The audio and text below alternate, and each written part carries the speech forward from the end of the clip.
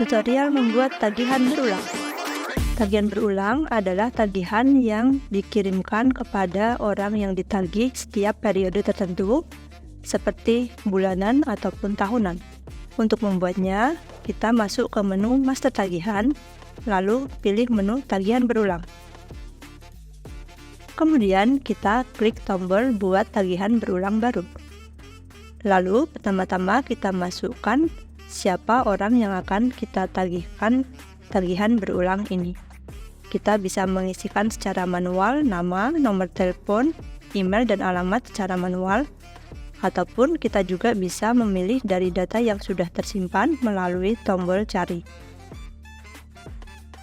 Lalu berikutnya kita bisa isikan nama tagihan, lalu kita isikan tanggal tagihan.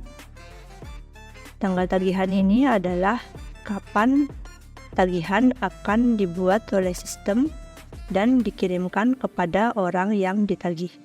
Lalu berikutnya kita isikan kapan tagihan tersebut jatuh tempo. Di sini kita isi 10 yang menandakan bahwa tagihan ini akan jatuh tempo 10 hari setelah tagihan dibuat. Berikutnya pada setting tagihan berulang, ini kita setting kapan pengulangan akan kita kirimkan. Misal kita akan mengirimkan setiap 1 bulan sekali, berarti pada frekuensi ini kita isi angka 1, lalu pada periode pengulangan kita isi bulan. Lalu berikutnya pada bagian bawah kita akan mengeset kapan pengulangan ini akan berlangsung. Tanggal mulai akan otomatis dimulai dari tanggal tagihan, lalu akhir pengulangan kita bisa mengeset sesuai dengan kebutuhan. Misal akan diulang sampai setahun ke depan, kita bisa memilih tanggal di tahun depan.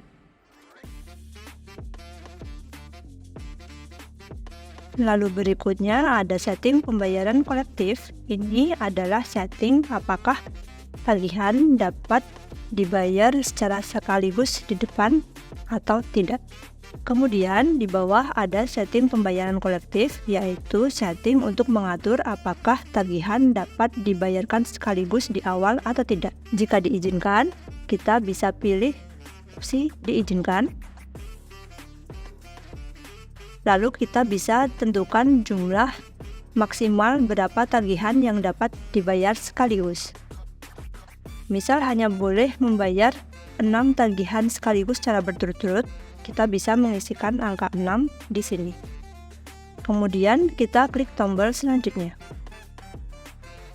Pada form item tagihan, di sini kita akan memasukkan item apa saja yang ditagihkan kepada tertagih. Kita masukkan nama item, lalu satuan item, lalu harga satuan.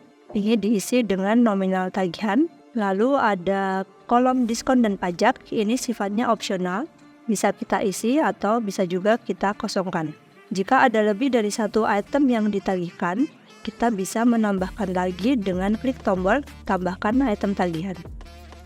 Lalu di sini kita bisa isikan item lainnya yang akan ditagihkan. Jika tidak ada item tambahan, kita bisa menghilangkan kolom ini. Selanjutnya di bagian bawah ada rincian pembayaran yang berisi subtotal dari nominal tagihan yang perlu dibayar. Lalu berikutnya ada pengaturan diskon secara global. Ini sifatnya opsional, bisa diisi ataupun dikosongkan. Lalu berikutnya ada biaya transaksi. Ini apakah akan dikenakan kepada orang yang ditagih atau tidak. Jika dikenakan kepada orang yang ditagih, kita bisa pilih opsi dibayar oleh anggota. Kemudian kita bisa klik tombol selanjutnya. Pada bagian akhir kita akan melakukan pengaturan pemberitahuan. Tagihan diterbitkan, ini adalah pengaturan apakah tagihan akan dikirimkan melalui email kepada orang yang ditagih atau tidak. Apakah akan dikirimkan ke email kita sendiri atau tidak. Apakah akan dikirimkan melalui WhatsApp atau tidak. Jika ingin dikirimkan, kita bisa memberi tanda centang. Atau jika tidak ingin dikirimkan, kita bisa menghilangkan tanda centang tersebut. Pemberitahuan berikutnya yaitu sukses pembayaran tagihan. Ini adalah pemberitahuan ketika orang yang ditagih berhasil membayar tagihan. Pemberitahuan yang terakhir yaitu pengingat jatuh tempo. ini adalah pemberitahuan ketika tagihan belum dibayar sampai mendekati tanggal jatuh tempo. Di sini kita bisa mengatur kapan pengingat jatuh tempo itu akan dikirimkan. Bisa 1 hari sebelum jatuh tempo, bisa 2 hari, ataupun sampai 10 hari sesuai dengan kebutuhan. Berikutnya ada setting denda. Jika orang yang ditagih akan dikenakan denda keterlambatan pembayaran, kita bisa mengaktifkan mode denda saat terlambat.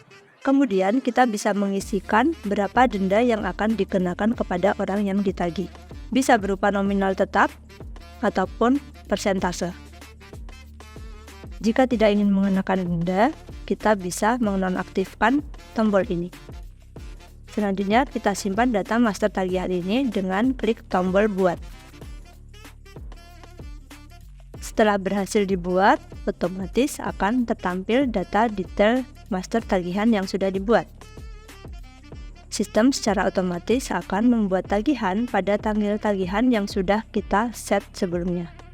Untuk melihat tagihan yang sudah dibuat oleh sistem, kita bisa masuk ke menu transaksi, lalu pilih menu tagihan. Menu tagihan menampilkan daftar semua tagihan yang sudah dibuat oleh sistem, dan di sini kita bisa memantau status tagihan tersebut. Apakah belum dibayar, sudah dibayar, ataupun sudah lewat jatuh tempo. Selesai.